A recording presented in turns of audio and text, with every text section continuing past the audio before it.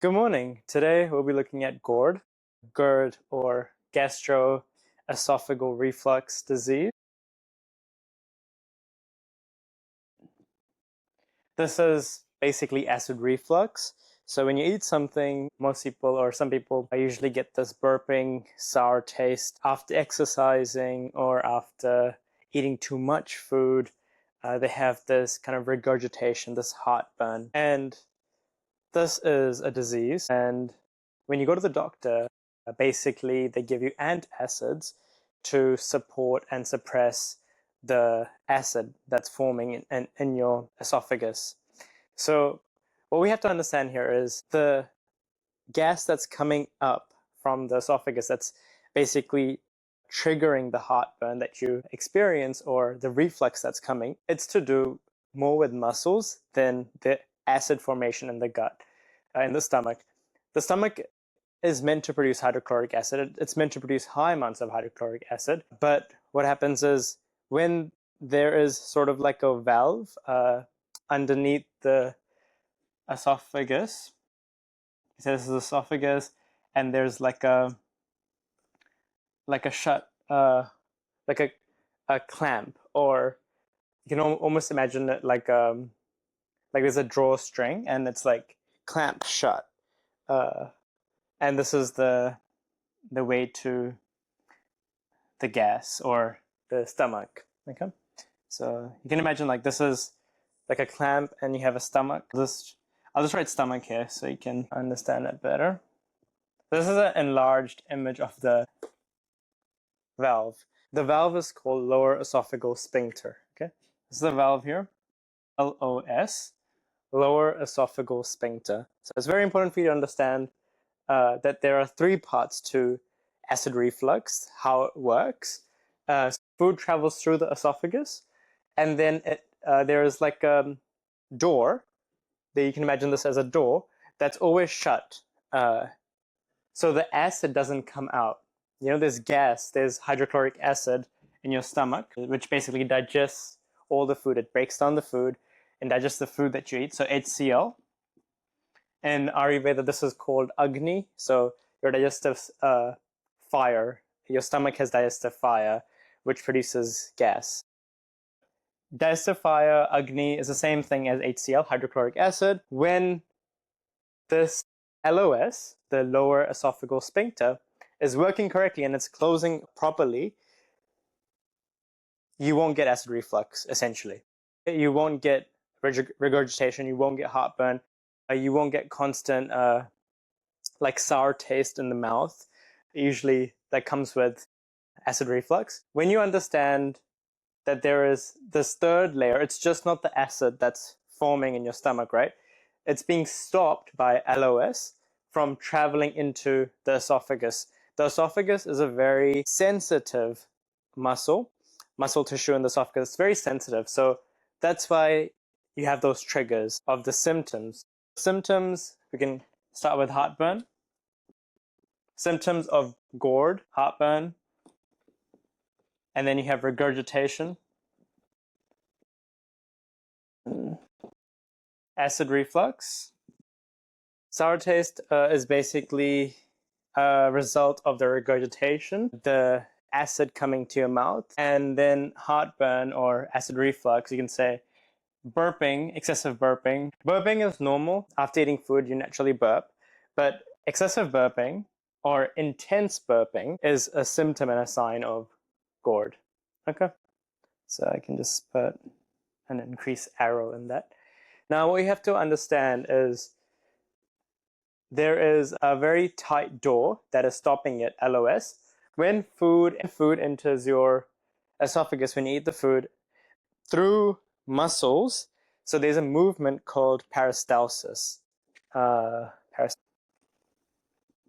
peristalsis. So it's basically like a muscle tissue that's doing this, moving like a fast earthworm. Imagine an earthworm moving, and that's how your muscles inside the esophagus move. They basically squeeze down the food to your stomach. And when food reaches here, there's a very slight moment where LOS opens up. So you can say the the door like this opens up, okay,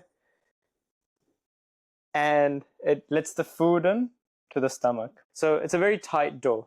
When the door is shut, it looks like this. There is no space between the door, because if it's open and if it's loose or if it's weak and it opens up, gas will travel through your esophagus, which is basically GORD. The weakening and the dysfunctional relaxation of the door of the valve is GORD. Because that's what we have to understand. It's two things: weakening. So either it's the door is weak and it can't shut properly, or it's too relaxed, dysfunctionally relaxed, that it's loose and it's opening very easily on the slightest consumption of meals, for example. So that's all in all an understanding of GORD. Now, when you go to the doctor, you get antacids prescribed, and to some extent that's okay and it works, because all you're doing is suppressing the gas inside, or the hydrochloric acid inside your stomach, but it has side effects and it leads to further indigestion or lower levels of acidity, which is bad for your stomach, because you need high amounts of acid levels in your stomach so you can break down proper food and it doesn't ferment and doesn't lead to metabolic toxins in your body. So very important to have acid in your stomach. When you don't have enough acid producing, you get all sorts of disorders in your body, like, for example, constipation, for example, diarrhea. You get blockages in your arteries, which further lead to heart issues in the future. One reason why you get prescribed antacids is because the lower the gas in your stomach, you can imagine there's like a clamp, okay? And there's gas traveling upwards like this. Now, when there's a low amount of gas, there will be a lower chances of the sphincter relaxing. Okay, so if there's too much gas, it's easier for the sphincter to become weak and open up or relax easily. But if there's low amounts of gas, then it won't easily open up, or it won't easily be relaxed. Super simple, super easy to understand. But what we're going to work on, what we're going to understand, is how we can tighten the sphincter, how we can tighten the valve so it shuts. The physiology of a clamp is to remain shut, and it's meant to remain tight shut. So it's not supposed to open easily. So all we're going to do is we're going to look at it, we're going to understand it from a muscle sphincter level, not from an acid level. The other reasons why this clamp, like, this should come to your mind, right? What are the reasons why the clamp opens up? Or what are the reasons why the door opens up and it's not shutting properly? Okay, this should come to your mind. One reason is excessive amounts of gas in your body, which is relieved by antacids. Okay.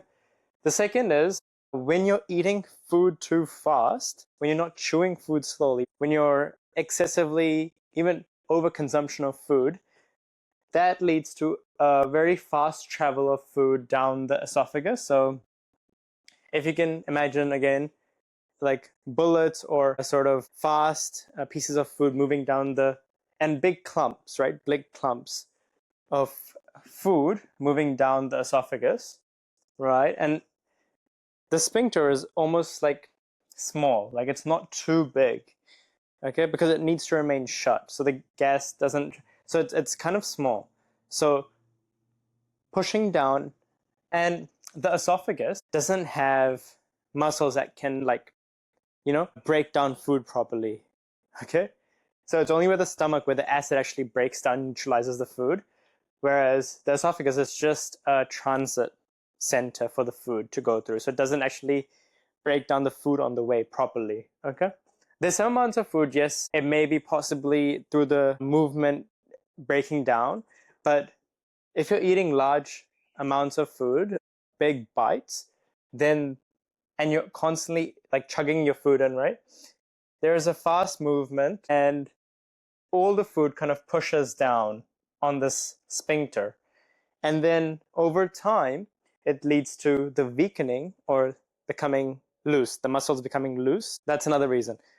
Another reason is the food lumps, right? When the food enters, so if I can draw, Imagine this is your stomach and the food is coming down from here. The food is hitting the water in your stomach, which is the acid. It's splashing. Okay, imagine food's hitting down in like a pond or like an ocean, and the water is splashing. Okay, there's splashes that come out. Now these splashes travel through the sphincter. Okay, and there's gas formation. The emergence of gas because of the splashing of liquids in your stomach causes, again, over time, it causes the weakening or the dysfunctional relaxation of the sphincter. That is around 2 or 3 ways where the muscle becomes relaxed. These are the causes mainly. There are food and dietary causes as well that loosen up the muscle, like caffeine, chocolate, that trigger relaxation of the muscles. There are other causes as well, which I'll explain very soon. Majority of the time, it's either you're chewing food fast, also being overweight, pregnancy, or being overweight. Both can cause the sphincter to become weak or relaxed. So we're going to look at this as a sphincter problem, mainly, not an acid problem.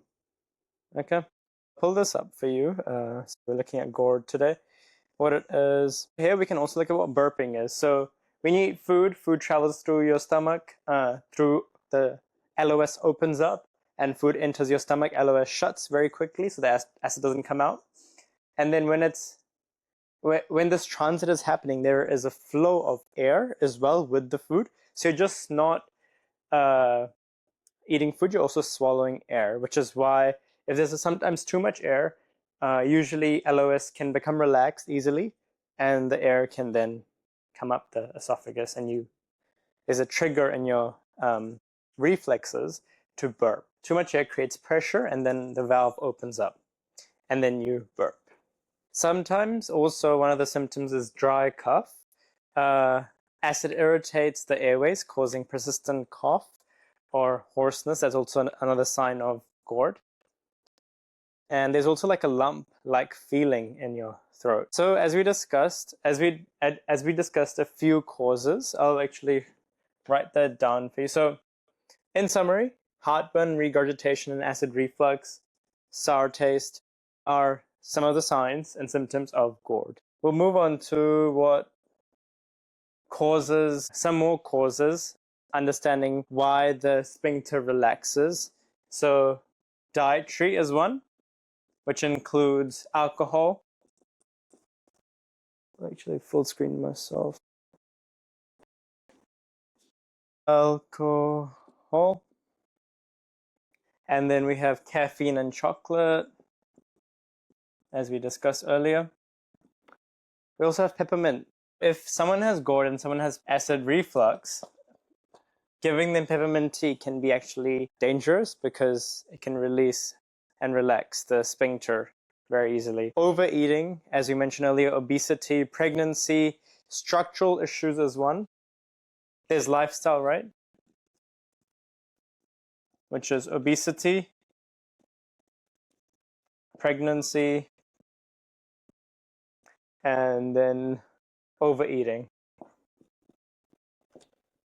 Then we have structural issues.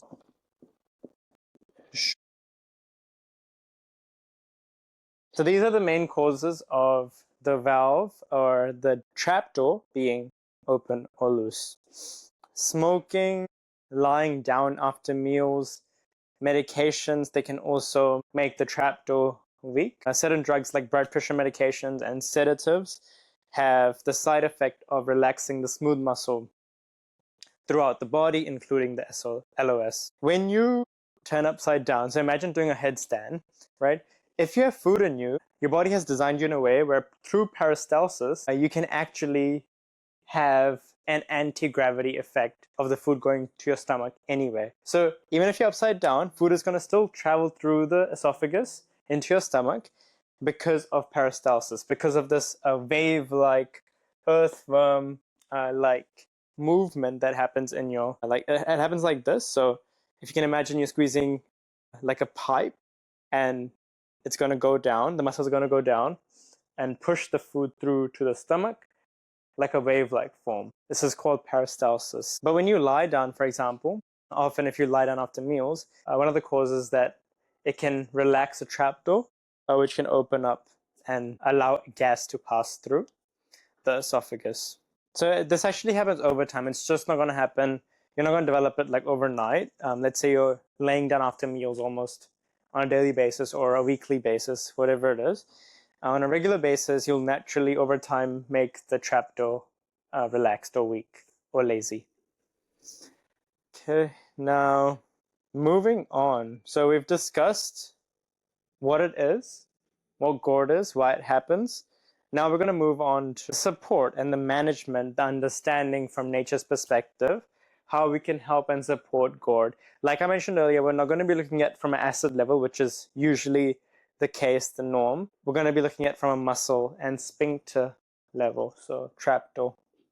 First things first, we're going to also be looking at from a psychological level what and why people often get acid reflux. Is a type of personality that is prone and high risk of getting acid reflux, and we'll cover that as well.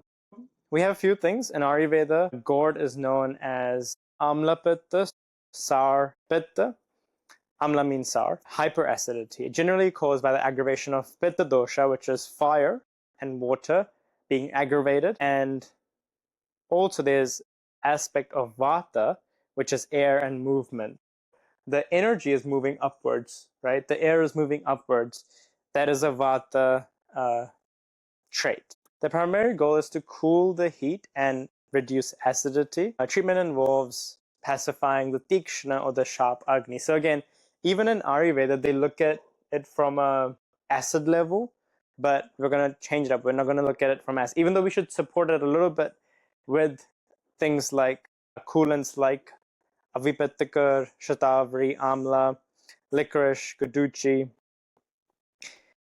We can use these herbs to support manage the acid levels, but we should look at why the LOS is being loose or why is it weak. We should more focus on tightening that rather than reducing acid in the body. It can be like a complementary thing that we can do using herbs. So if you have if you want immediate relief, if you want immediate support with this acid, you can use licorice tea or slippery elm, which soothes the burn immediately. There's guduchi, there's amla, amlaki or Indian gooseberry, shatavari, avipattika churna. So all these are great for hyperacidity. They're great for cooling down the body, maintaining the acidity levels in the body, and soothing inflammation essentially. Because there's a lot of irritation in the esophagus, so helping that, these herbs can help with that.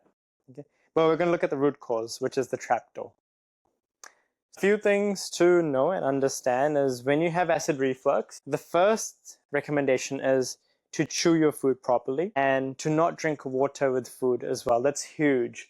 If you avoid drinking water with food, you can drink I wouldn't say drink glasses of water, just if you want to soothe your palate, you can take a little bit of water, just a sip, not more than a sip during your meals, and especially after your meal. So 90 minutes after, there should be a gap between 90 minutes when you eat your food and having water, just so you allow the digestion process to happen. And you can have 50 mils or 100 mils of water before you have your meal.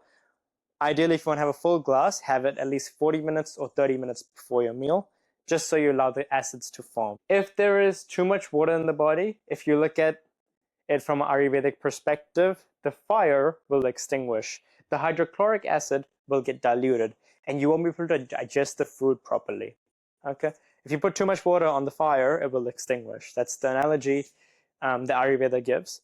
But if you put a little bit amount of water, that's okay, because it will actually help the fire to increase. So little bit amounts of water is okay, but a lot of water is bad. It disturbs the natural digestion process. Chew food slowly, very important. Probably the most major thing you can do is slow down, eat your meal properly. And you'll notice this throughout people with acid reflux.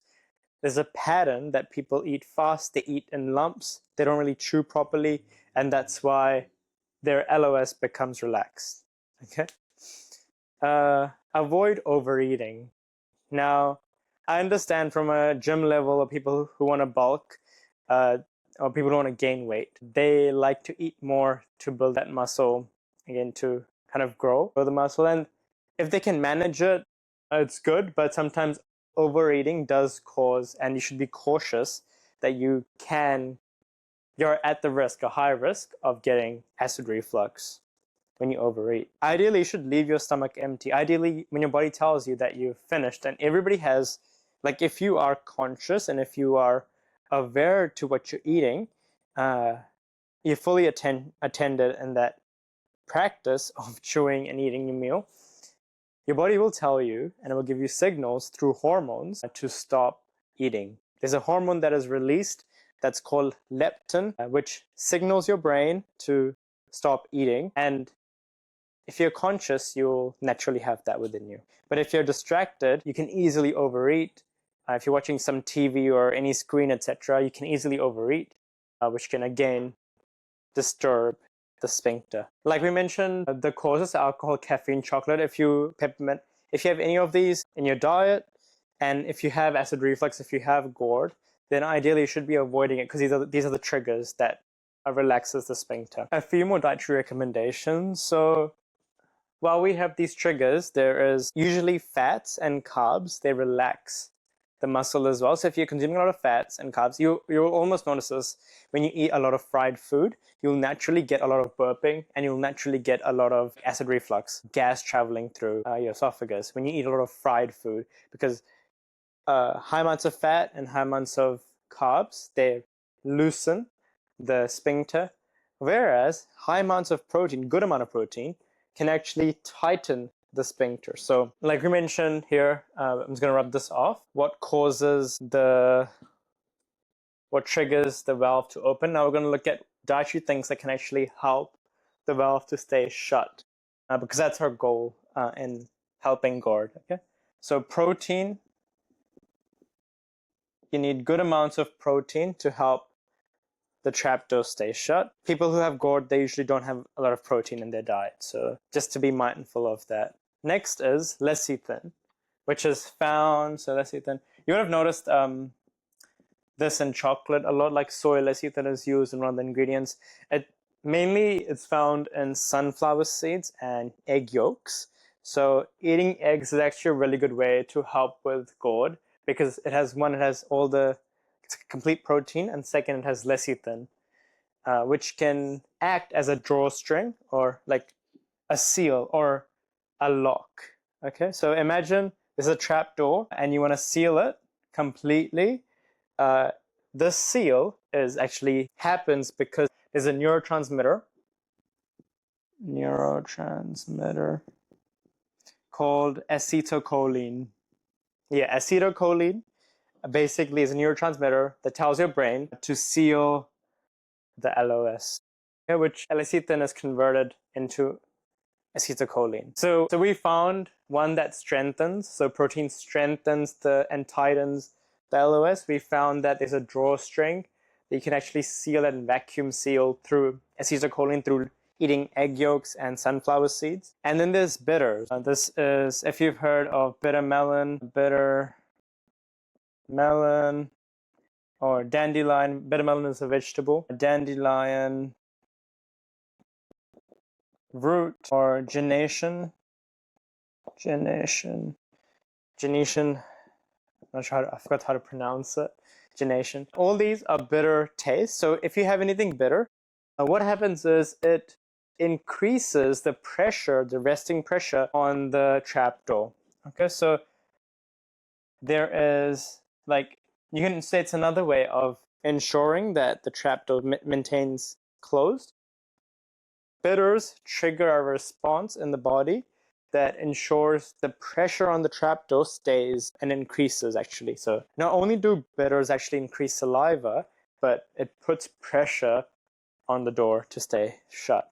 So these are one of the three ways you can actually help your LOS maintain its tightness, maintain its seal, and its pressure. Now we'll discuss one really effective way of ensuring that the LOS is tight and it doesn't open. So I'll just rub this off. Okay.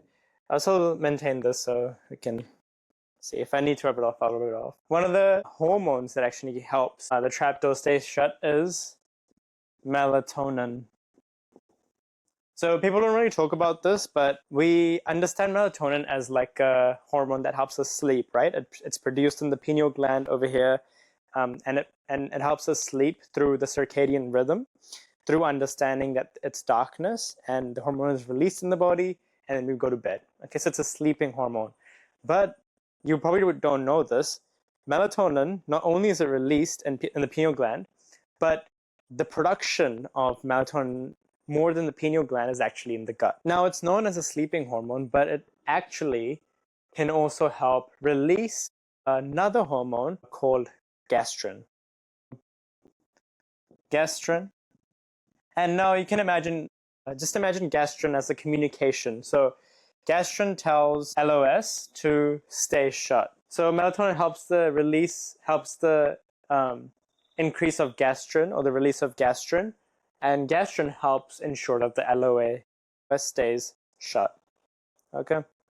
You wouldn't know this, but melatonin actually has another precursor or something that converts in the body from, so serotonin. Serotonin is a precursor to melatonin. Serotonin converts to melatonin when it's nighttime. During the day, serotonin maintains serotonin. So if you eat foods that are rich in protein, so protein, there is an amino acid called tryptophan. When you eat protein, you get tryptophan. That tryptophan then converts and leads to the production of serotonin, which is a neurotransmitter or a hormone. And that leads to melatonin at night. Sorry, I'm trying to fit my pen there. I guess protein, good amount of protein, like we mentioned earlier. The reason why protein helps is because of this. Protein leads to tryptophan. Tryptophan helps as a precursor to serotonin. Serotonin is a hormone. In the day, it's a happy hormone, you can say. It helps maintain our mood and joy. Then at night, it actually when it's nighttime, it actually converts to melatonin, which releases gastrin, which helps with shutting or clamping the LOS tight. So that's the whole understanding of why protein, why melatonin specifically. So if you take melatonin, if you're actually struggling with a lot of acid reflux, and if you take melatonin as a supplement, you can actually help the LOS, and it helps you sleep better. And furthermore, sleep actually helps with acid reflux as well. One thing I want to mention is you want to have at least a 3-hour gap between eating and sleeping. Very important.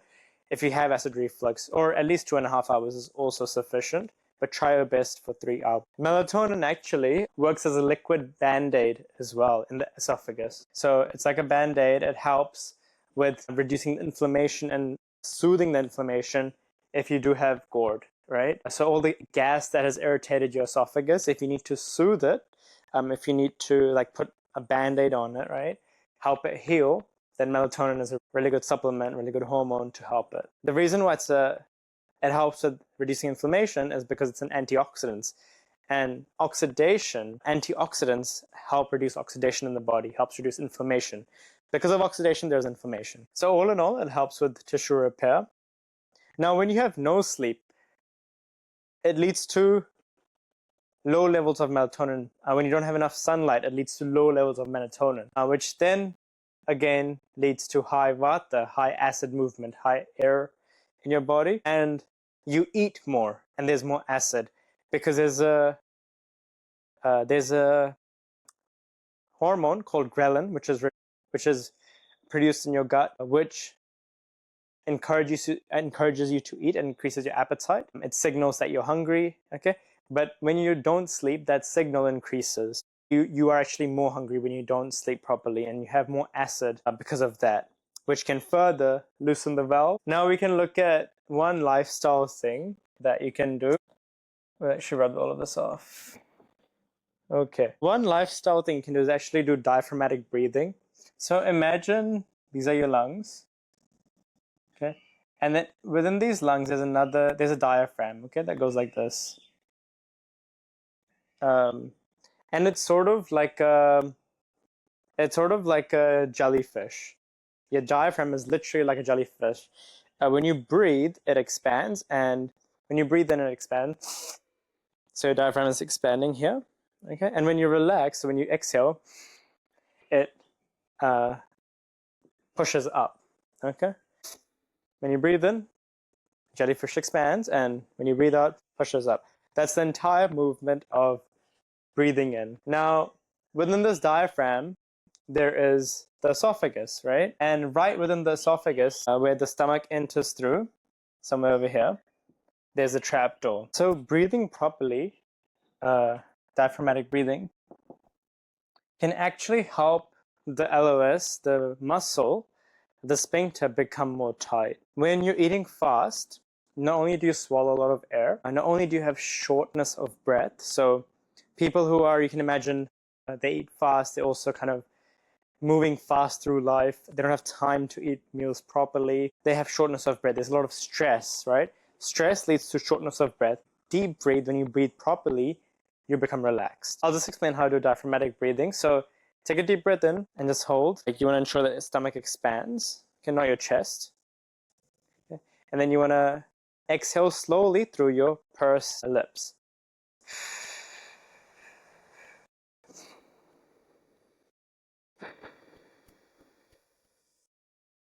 So that's how you do diaphragmatic. You can do around 10 rounds, 20 rounds of this.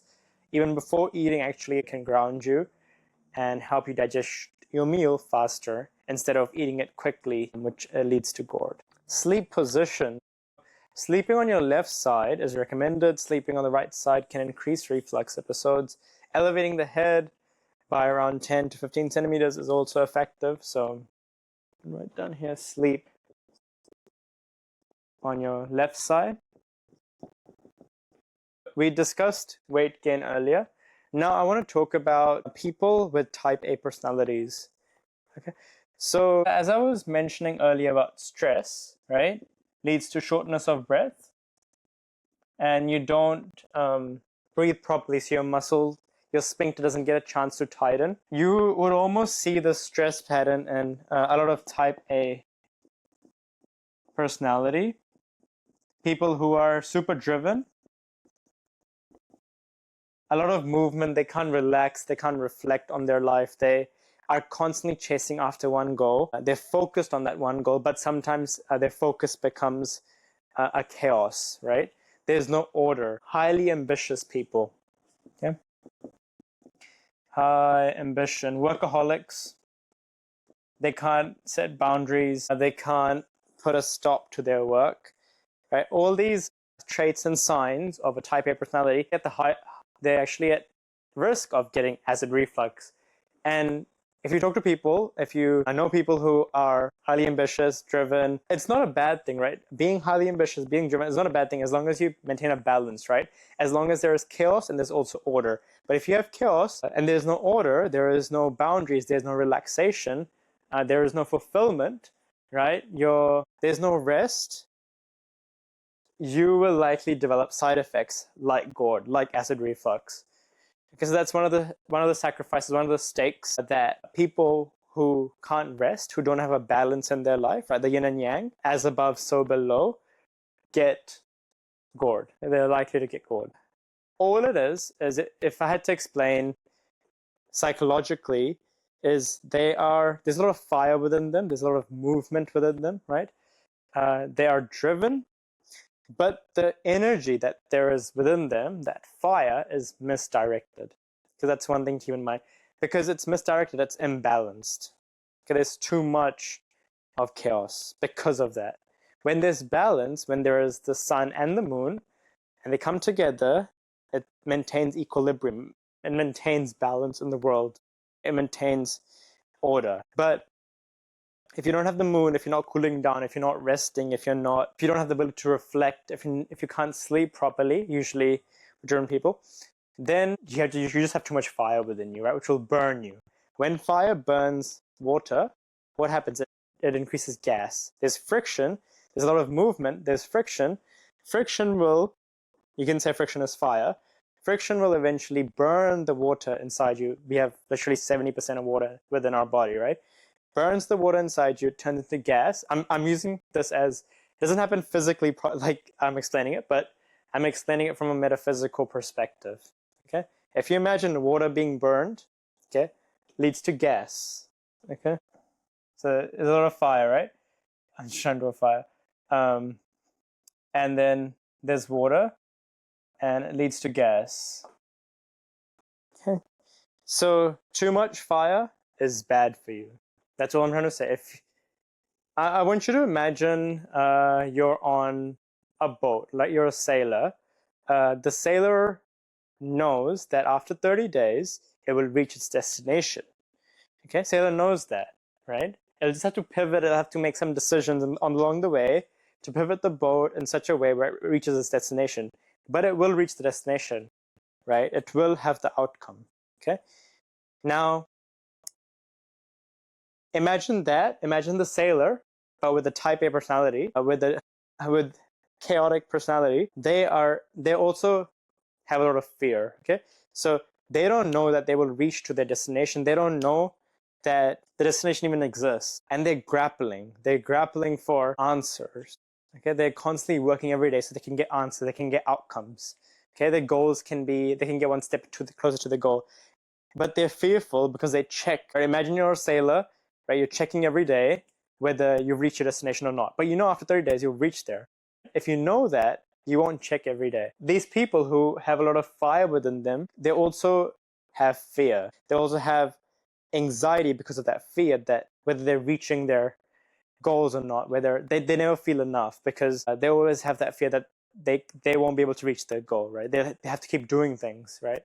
There's a difference between knowing something, right? Knowing something which gives you calmness, which gives you peace, right? Clarity, which gives you inner stability, okay? And then there is chaos, there is anxiety, there is fear, whether if I do enough, if my actions are enough, if my movement is enough. So that is what highly ambitious people are. They get a lot of energy within them, but it's chaotic because they don't know. Sometimes they know where they're going, which is good. They have some level of clarity. Again, there are levels to this. I'm not making assumptions, or I'm not trying to put everyone in one box, okay? There are levels to this. The amount of level, the more extreme you are, okay, the more you are at the risk of getting GORD. That's what I'm trying to say, okay? The more you're at the risk of getting acid reflux, the more you're extreme. And you'll notice this across the board with people. So what these people do is they work hard every day, constantly working, trying to get to their goal, trying to come out of this puddle that they've created, they're sinking in to, right? Because their destination is not clear, okay? But if they're not balanced with reflection, right? If they're not balanced with relaxation, turning off, switching off, right? Not thinking about work all the time. Okay? If they're not that and they're just constantly pushing hard every day, they'll eventually burn. It's just burning inside, like your heart is literally burning. You can say heartburn. There's a lot of fire within you. Honestly, the best thing you can do, if you have these traits, and if you want to relax, set boundaries, start small. Start by cleaning up your room, basic thing. This will relax you. Do some reading, do some gardening, go for a walk in nature, have some time off. We think as humans, right? The more we work hard, the more we're doing something, the more we get closer to the outcome. But this is not true. In fact, inaction is more important than action.